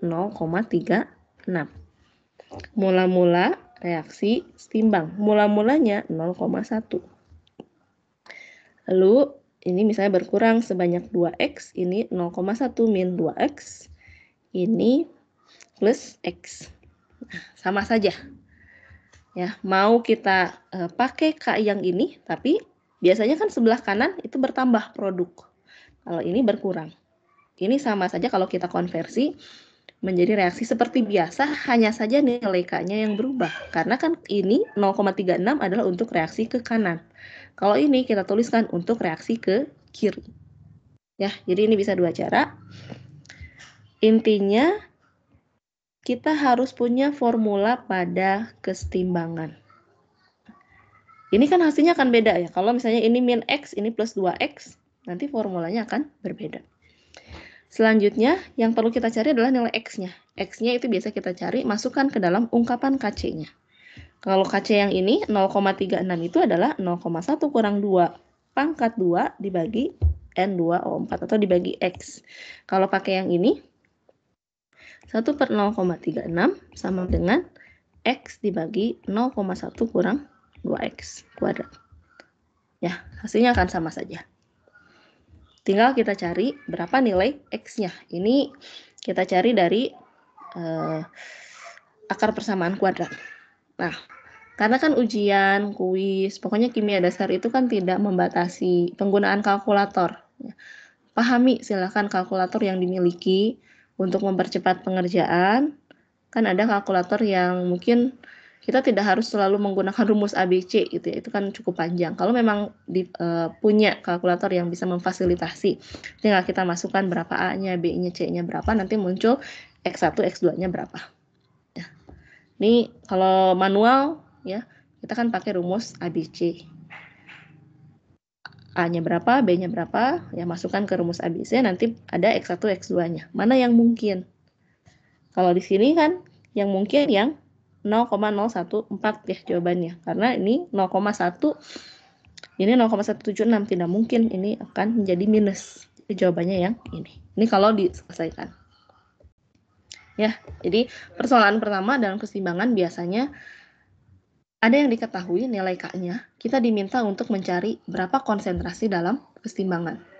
Berarti kalau sudah dapat X-nya, N2O4 adalah 0,014, NO2 adalah 0,1 dikurangi 2 kali 0,014. Itu jawabannya. Oke. Nah, terkadang kita tidak perlu menggunakan persamaan kuadrat tersebut atau rumus ABC. Untuk mempermudah perhitungan, kita lakukan penyederhanaan. Kenapa dilakukan penyederhanaan? Karena nilai X-nya, perubahannya itu memang sangat kecil sekali atau praktis tidak berubah. Ini kita bisa, ada nggak di sini? Rasanya nggak ada. Kalau misalnya konsentrasi awal, konsentrasi patokannya ada dua sebetulnya. Boleh kita pakai yang ini. Konsentrasi awal lebih dari 1000 nilai K, atau ini yang di textbook Brady rasanya ini patokannya. Tapi cara lainnya, kita kerjakan dengan mengabaikan nilai X. Yang mana sih yang kita abaikan? Yang ini. Misalnya ini. 2X terhadap 0,1, misalnya kita abaikan. Jadi kan lebih sederhana, 0,1 kuadrat dibagi X sama dengan 0,36. 0,01 sama dengan 0,36X. X-nya dapat kan ya? Nah, kita cari X, nilai X yang kita temukan dibagi dengan nilai, suatu nilai yang kita abaikan X terhadap nilai tersebut kali 100%. Kalau kurang dari 5%, boleh kita abaikan. Jadi, untuk penyederhanaan, silakan kalian lebih memilih yang mana yang diingat. Jadi, persennya kurang dari 5%, berarti boleh kita abaikan, atau lihat dari konsentrasi awalnya. Contoh, ini. Diketahui KC-nya 1,67 kali 10 pangkat min 7. Dalam labu dengan volume 1 liter, mengandung 0,025 mol. Berarti ini 0,025 molar. Apakah bagaimana dengan 1000 kali, ya ini sekitar lah ya, 10 pangkat berarti 10 pangkat min 4. Lebih besar atau lebih kecil? Masih lebih besar kan ya? Jadi X bisa diabaikan. Kita pakai yang ini. Karena konsentrasi awalnya 0,025 molar, ini masih lebih besar dibandingkan 1000 kali nilai K-nya. 10 pangkat 7 kali 10.000 kan 10 pangkat min 4. Berarti X bisa kita abaikan. Jadi dalam persamaan keseimbangan kita harus selalu menulis persamaan reaksi yang setara. Kita buat kondisi awal berubah setimbang. Awalnya kan ini ya. Yang ditanyakan tentukan konsentrasi kesetimbangan. Kita buat misalkan seperti biasa. Ini koefisiennya ini 2, 1 supaya tidak ada pecahan gitu ya. Ini kurangi 2, ini bertambah 2, ini bertambah X. Nah, di sini kalau kita masukkan konsentrasi pada kesetimbangan ini, kita masukkan ke dalam ungkapan kesetimbangannya. KC sama dengan H2 pangkat 2. H2 di sini 2X. 2X pangkat 2 kali S2. S2 di sini X dibagi H2S pangkat 2. H2S pangkat 2 ini kan menjadi lebih kompleks ya kalau kita selesaikan. Tapi kita asumsikan ini bisa diabaikan. Kalau bisa diabaikan berarti kita tulis 2X kuadrat kali X, 4X pangkat 3. KC-nya masukkan dari sini. Lalu ini menjadi 0,025 kuadrat. Ini kan lebih mudah. Ini tinggal dikalikan, bagi 4 akar pangkat 3. Dapat segini. Nah, yang dimaksud 5% kita coba bandingkan. X ini 2,97 kali 10 pangkat min 4 kita abaikan terhadap 0,025 kali 100%. Berapa nilainya?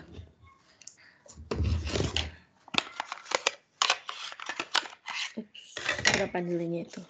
2,97 kali 10 pangkat min 4 dibagi 0,025 kali 100%. Ini jawabannya 1,188%. Jadi cara tergantung nanti pas pengerjaan kalian ingatnya apakah patokannya lebih besar dari 1000 kah, atau yang diingat adalah pokoknya batasannya 5%.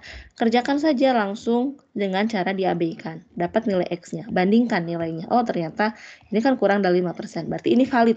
Jawabannya yang ini, X-nya. Ketika ditanyakan, tentukan konsentrasi keseimbangan untuk H2 dan S2, berarti S2-nya 2,97 kali 10 4, H2-nya 2 kali ini, H2S-nya 0,025 dikurangi 2 kali ini. Jelas ya? Ada yang mau ditanyakan dulu? Saya mau nanya, Bu. Ya, silakan, Oza. Jadi kita ngerjakan dulu dengan asumsi kalau misalnya X itu diabaikan. Terus Betul. kita ini kali 100 pakai yang 2 ini. Iya. X per 1 nilai kali 100%. Kalau misalnya kurang dari 5%, itu aja jawabannya. Itu tapi kalau aja. misalnya lebih, kita ulang tapi X-nya nggak diabaikan. Oke, ya betul. Boleh pakai cara itu, atau selama kalian lihat ada nilai konsentrasinya lebih dari 1000 K, ini sudah bisa langsung diabaikan. Itu tergantung pakai patokan yang mana. Kalau rasanya di textbook KIDAS 2A yang sekarang itu pakai patokannya ini. Tapi sebetulnya ini sejalan, konsisten, sama saja. Kalau di textbook yang lain patokannya ini kurang dari 5%. Jadi tidak bertentangan lah intinya. Jadi silakan boleh pakai acuan manapun yang lebih cepat ya, yang diingat. Ya. Jadi kalau misalnya ada K, diketahui K, itu pakai acuan yang awal aja, yang 2 Boleh. nggak perlu gitu. Nggak perlu. Jadi misalnya kalau soal lain, konsentrasi awalnya ternyata 2, misal. Nanti silakan kalian coba cek. Ubah soal ini dengan konsentrasi awalnya katakanlah 2,5 kali 10 pangkat min 5. Kecil kali ya. Ini kan lebih kecil dibandingkan 1,67 kali 10 pangkat min 4 ya. Jadi kalau ini X tidak bisa diabaikan. Tidak bisa diabaikan. Tidak bisa diabaikan. Kita coba kerjakan. Abaikan dulu ya. Sekarang lah kita coba ya. Berarti nilainya 1,67 kali 10 pangkat min 7. Kita pakai yang ini 4X pangkat 3 dibagi 2,5 kali 10 pangkat min 5 pangkat 2. Coba cari nilai X-nya. Bisa nggak? 2,5 kali 10 pangkat min 5 kita kuadratkan kali 1,67 kali 10 pangkat min 7 bagi 4 akar pangkat 3. Mana nih akar pangkat 3? Kecil sekali, 1, bentar. Betul nggak ya ini akar pangkat 3-nya? Oh, tadi dipangkatin. Ada yang ketemu nggak? Coba sambil sama-sama kita buktikan. Nilainya pasti lebih besar dari 5%. 2,5 kali 1 min 5. Tadi salah akar pangkat 3-nya malah dipangkat 3-in. Kuadrat kali 1,67 kali 10 pangkat min 7 bagi 4 akar pangkat 3 gimana ya caranya? 3 ini 2, silakan nanti coba cek ya, saya nggak tahu ini betul atau enggak kalkulatornya. 2,96 kali 10 pangkat min 6. Kita bandingkan nilai ini 2,96 kali 10 pangkat min 6 terhadap 2,5 kali 10 pangkat min 5 kali 100%. Bagi 2,5 kali 10 pangkat min 5 kali 100. Itu enggak?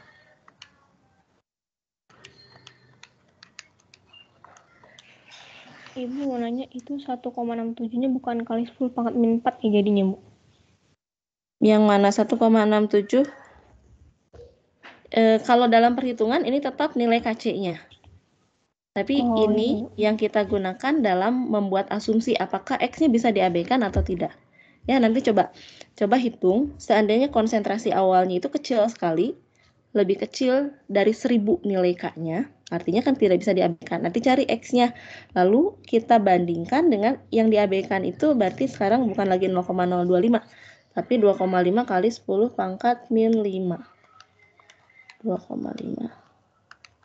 Nah, ini juga harus mengenali kalkulatornya ya, kalau jarang dipakai kita.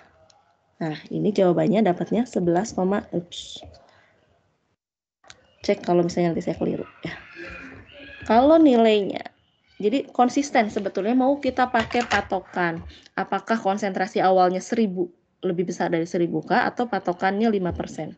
Ketika misalnya ini nilainya tidak berlaku, berdasarkan acuan yang pertama, ini tidak berlaku. X tidak bisa diabaikan. Kita paksa, misalnya kita abaikan. Hasilnya 11%, lebih dari 5%. Ya, bisa dipahami ya. Jadi silakan mau pakai patokan yang manapun, itu konsisten. Mau yang lebih mudah, pokoknya saya mau abaikan aja ketika menemukan soal seperti ini. Nanti tinggal lebih cepat, X-nya berapa dibagi nilai angka sebelumnya, ya, angka sebelum yang kita abaikan tersebut, apakah kurang dari 5% atau lebih dari 5%. Kalau sudah kurang dari 5% ya sudah, itu boleh kita pakai. Tapi kalau ternyata lebih, ya tidak boleh kita pakai angka tersebut. Mau nggak mau kita harus pakai rumus ABC, atau kalau pakai kalkulator ada kan yang langsung persamaan ya. Tinggal kita cari mana X1, X2-nya. Jelas yang ini? Ya, ini mulai lebih kompleks ya. Tapi ini masih sama. Yang ditanyakan konsentrasi kesetimbangan, yang diketahui nilai K-nya. Oke? Ada lagi? Nah, kita coba ini. Perhatikan reaksi dan tetapan kesetimbangannya. Suatu campuran reaksi mengandung NO2-nya 0,0255, N2O4-nya sekian. Tentukan Qc. Nah, Qc itu sama ya seperti K, tapi konsentrasinya bukan pada kesetimbangan. Berarti konsentrasi NO2 0,0255 pangkat 2 dibagi N2O4 0,0331. Ups. Berapa? Coba cari. Nanti bandingkan Qc dengan Kc-nya. Lebih besar atau lebih kecil? Berapa angkanya? 0,0255 kuadratkan bagi 0,0331. Sama nggak? Berarti 1,9. Lebih besar ya? Qc-nya lebih besar dibandingkan Kc. Kalau Qc lebih besar dari Kc, kemana arah reaksi berlangsungnya? Ke kanan atau ke kiri? Melebihi nilai K-nya. Berarti harus diturunkan supaya sama dengan Kc. Turunkannya dengan cara apa? Membentuk reaktan atau membentuk produk? Ini harus bisa nih meramalkan reaksi. Membentuk Reaktan ya, jadi ke arah kiri. Supaya nantinya Q-nya, ini kan Q-nya lebih besar dari Kc. Untuk mencapai kesetimbangan nilai Q harus sama dengan Kc. Perbandingan konsentrasinya harus sama dengan Kc. Supaya ini diturunkan, caranya apa? Yang bawah harus naik, yang atas harus turun. Atas itu kan produk, bawah itu reaktan. Jadi reaksi akan bergeser ke arah kiri. Kemana arah reaksi berlangsung? Ke arah kiri atau ke reaktan. Ya, itu cara untuk meramalkan reaksi kalau kita punya mencampurkan sembarang konsentrasi, kita bandingkan Q dengan K-nya. Ingat, Q itu sama ya dengan K, hanya saja konsentrasinya bukan konsentrasi pada saat setimbang. Terus ya. Yang kedua, reaksi kesetimbangan pada soal nomor 1 memiliki nilai Kp 0,15 pada temperatur tertentu. Bila keadaan awal campuran NO2 dan N2O4 ada pada keadaan standar, nah kuncinya ini informasinya kalau tekanan pada keadaan standar berapa? 1 atm ya. Tentukan ke arah mana reaksi berlangsung. Berarti Qp sama dengan 1 pangkat 2 dibagi 1. Bagaimana Qp dibandingkan dengan Kp? Qp-nya masih lebih besar ya dibandingkan dengan Kp-nya. Jadi sama saja reaksinya bergerak ke arah kiri. Jelas? Sudah yang ke-6. Aplikasi atau melakukan perhitungan, apakah itu meramalkan arah reaksi, menghitung nilai K-nya, atau mencari konsentrasi pada kesetimbangan. Oke. Ada yang mau ditanyakan dulu? Ini bagian terakhir rasanya. Jadi, kita misalnya sudah punya suatu reaksi yang berada pada kesetimbangan. Sudah setimbang.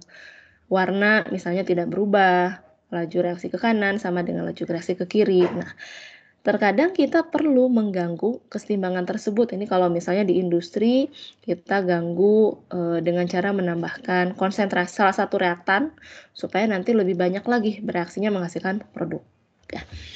Nah, untuk mengetahui bagaimana respon reaksi sistem tersebut terhadap gangguan, ini kita kenal yang namanya prinsip Le Chatelier ya. Ini menjelaskan bagaimana sistem yang telah mengalami kesetimbangan itu merespon terhadap gangguan. Intinya, bila suatu sistem kimia yang berada pada kesetimbangan diganggu, maka sistem akan bergeser ke arah yang dapat meminimalkan gangguan tersebut.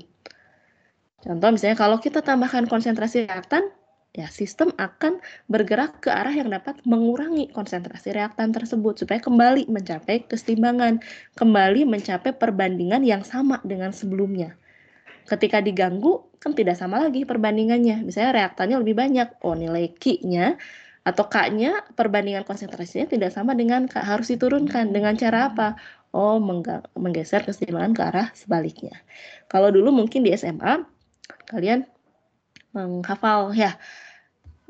Di sini ada 3 faktor yang mempengaruhi, sebetulnya ada 4 ya. Tapi kalau tekanan dengan volume, ini kan kita tahu tekanan itu berbanding terbalik dengan volume. Jadi hafalkan sebagai satu kesatuan saja. Ada konsentrasi, ada tekanan dengan volume, dan temperatur. Dulu kan biasanya, seingat saya waktu di SMA biasanya kalau konsentrasi ditambah, reaksi akan bergeser ke arah sebaliknya dari konsentrasi yang ditambahkan. Logis ya. Kalau konsentrasi kita tambahkan, artinya kan perbandingan yang awalnya berada pada kesetimbangan tidak sama lagi. Tergantung dari konsentrasi apa nih yang ditambahkan, apakah produk atau reaktan. Sistem untuk mencapai kesetimbangan harus kembali mengurangi konsentrasi tersebut. Dengan cara apa? Ya harus mengkonsumsi konsentrasi tersebut sehingga reaksi nanti akan bergerak ke arah yang berlawanan dari apa yang kita tambahkan. Kita coba lebih detail ya, sini. Misalnya kita pakai sistem yang sama, di sini ada N24 dengan NO2. Kalau misalnya ini sudah setimbang, kita tambahkan NO2. Ini kan nilai K-nya sama dengan NO2 pangkat 2 dibagi N2O. Ya. Ketika ini ditambah NO2, nilai K atau perbandingan konsentrasinya ini jadi lebih besar dibandingkan K. Ini sebanding sebetulnya dengan tadi arah reaksi. Ketika Q lebih besar dibandingkan K, maka reaksi kan akan geser ke arah kiri ya. Ke arah reaktan untuk mengurangi produk ini. Karena yang ditambahkan di sini adalah konsentrasi produk.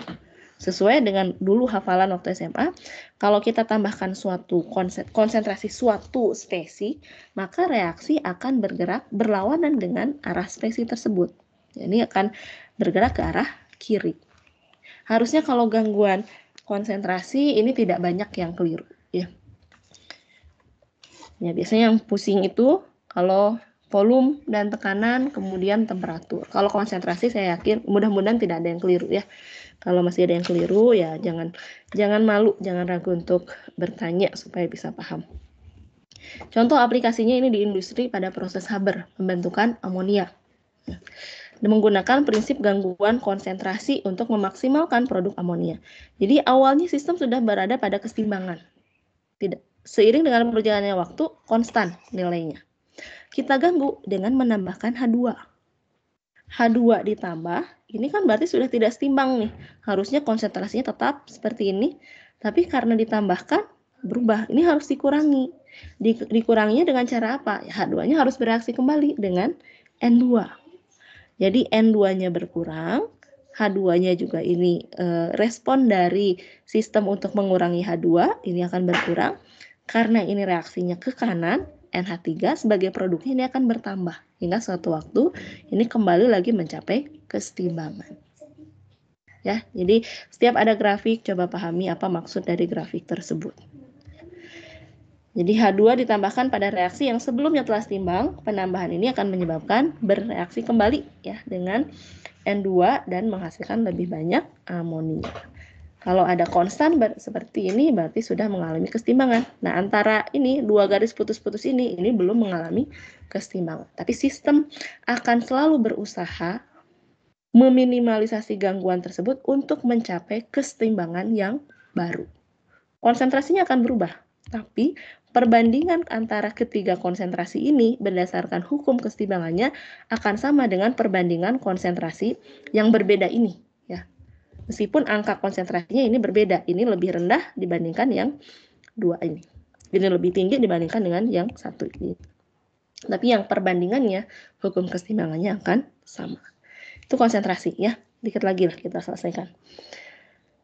Sekarang gangguan tekanan atau volume. Ingat bahwa tekanan, volume itu berbanding terbalik. Ini analogi yang paling mudah kita bayangkan sebagai suatu piston yang bisa kita gerak-gerakan naik turun. Ketika kita turunkan pistonnya, volume kan berkurang. Volume berkurang, tekanan bertambah. Ketika kita angkat pistonnya, kita turunkan tekanannya, tapi volume bertambah. Jadi kalaupun mau dihafal, silahkan hafal salah satu saja, supaya nanti nggak kebalik-balik. Ya jangan dihafalkan, oh kalau volume tekanan bertambah, geser ke yang jumlah molnya lebih kecil misalnya. Hafalkan salah satu faktor volume. Tapi sebetulnya ini nggak perlu dihafalkan, kita bisa berpikir, gunakan logika kita lah ya. Contoh, ini reaksinya masih sama, nitrogen dengan hidrogen menghasilkan amonia.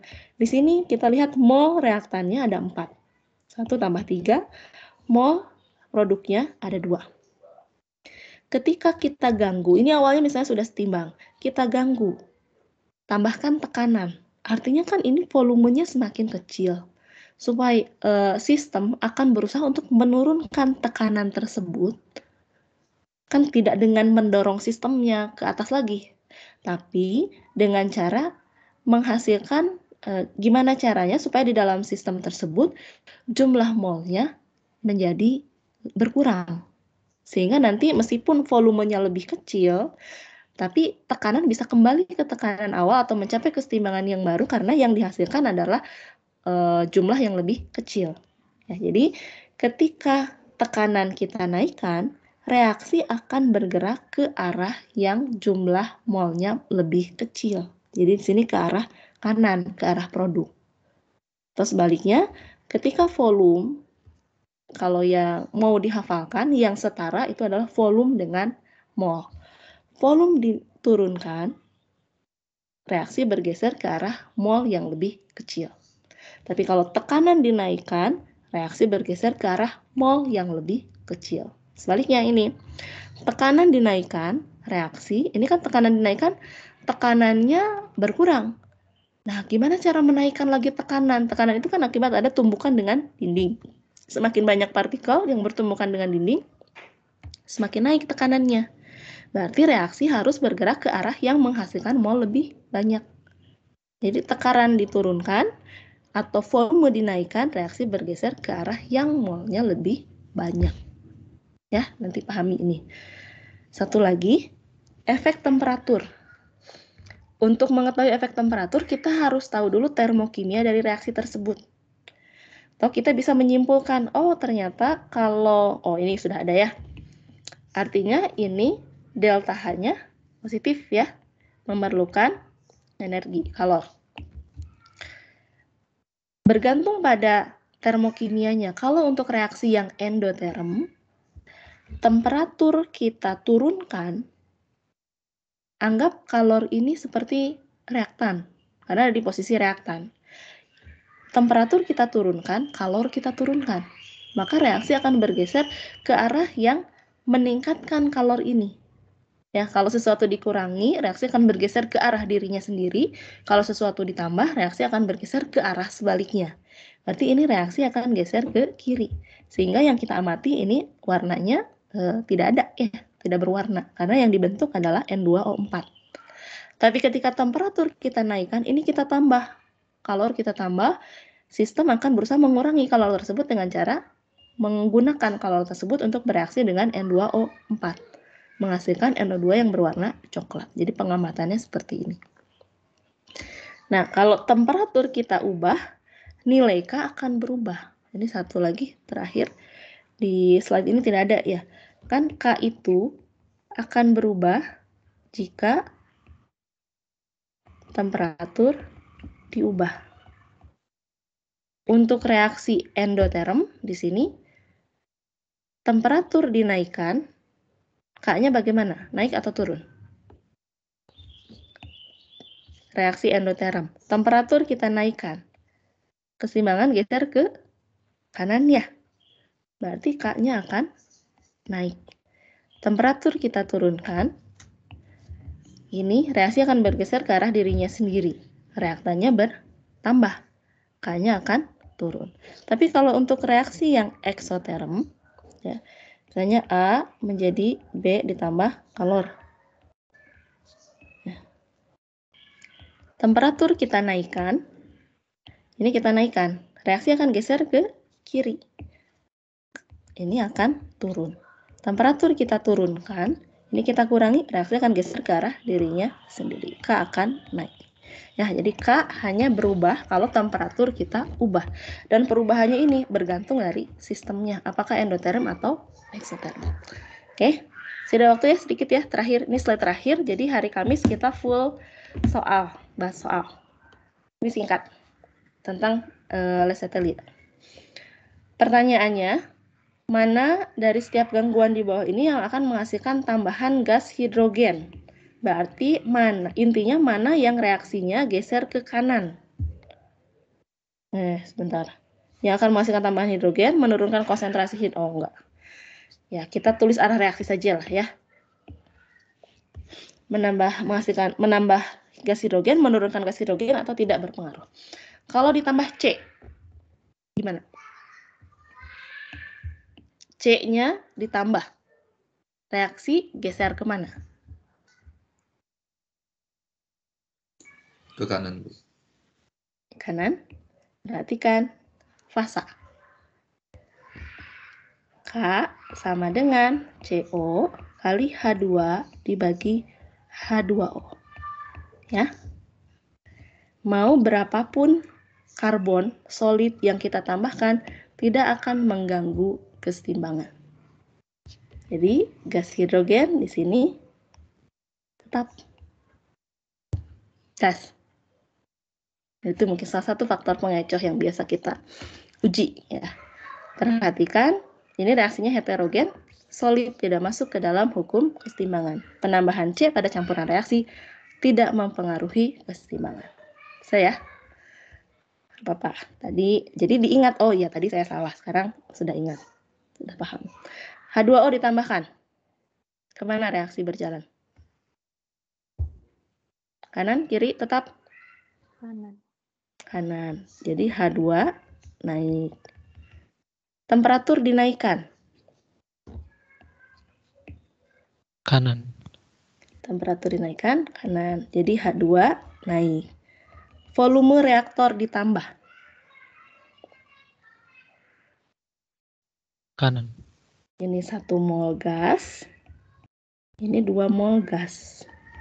Kalau volume ditambah, reaksi akan geser ke arah mol yang lebih banyak. Ke kanan H2 naik. Katalis. Mengganggu kesetimbangan tidak?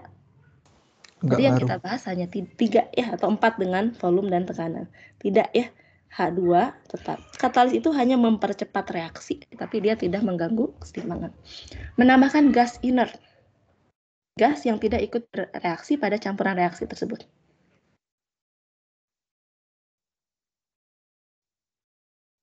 Ini jawabannya tetap ya. Kalau kita tambahkan gas inert, dia tidak akan bereaksi, tidak masuk ke dalam hukum kesetimbangan. Tapi tekanan kan pasti bertambah. Tekanan total berubah, tapi tekanan parsialnya atau fraksinya, tekanan hasilnya meskipun tekanan berubah karena fraksi molnya ini sama, perbandingan dari tekanan yang baru ya, itu tetap akan menghasilkan nilai K yang sama. Jadi perhatikan nanti kalau ada ditambahkan zat lain yang tidak berpengaruh, misalnya solid, liquid, dalam persamaan reaksi, itu tidak mempengaruhi. Katalis tidak mempengaruhi, gas inert juga tidak mempengaruhi. Tapi kalau misalnya ditambahkan reaksi lain, tidak ada reaksi lain, tapi tidak ada di dalam reaksinya, tapi dengan adanya reaksi tersebut dia bisa mengurangi salah satu spesies di sini, yaitu juga akan berpengaruh. Ya, mungkin itu dulu saja. Sudah 10.55, takutnya kalian ada kuliah jam 11. Jadi intinya kita sudah membahas 3 bab ya, sifat fisik larutan, kinetika kimia, kesetimbangan kimia sudah beres. Nah, kita matangkan ini konsep kesetimbangan kimia nanti di hari Kamis latihan soal ya, supaya nanti pas masuk ke kesetimbangan asam basa, kelarutan, pembentukan kompleks itu menjadi lebih mudah. Kita coba banyak latihan ya. Oke. mungkin langsung saya tutup saja ya. Sudah 10.55. Jaga kesehatannya ya. Minggu ini baru pelaksanaan praktikum daring. Untuk sekarang ini kasus Omikron kondisinya di pusat ini masih sedang diperbincangkan lagi, didiskusikan lagi apakah akan ada praktikum luring atau maksudnya tetap sesuai pengarahan awal, kan harusnya luring 2 modul, daring 1 modul ya. Ini masih bersifat dinamis, jadi jangan kaget kalau misalnya nanti ada perubahan. Tapi sejauh ini keputusannya masih tetap sama ya. Modul 1 daring, nanti untuk luring silahkan tunggu pengumuman dari Pimpragnya ya. Jaga kesehatannya. Selamat pagi menuju siang. Assalamualaikum warahmatullahi wabarakatuh. Waalaikumsalam Waalaikumsalam warahmatullahi wabarakatuh.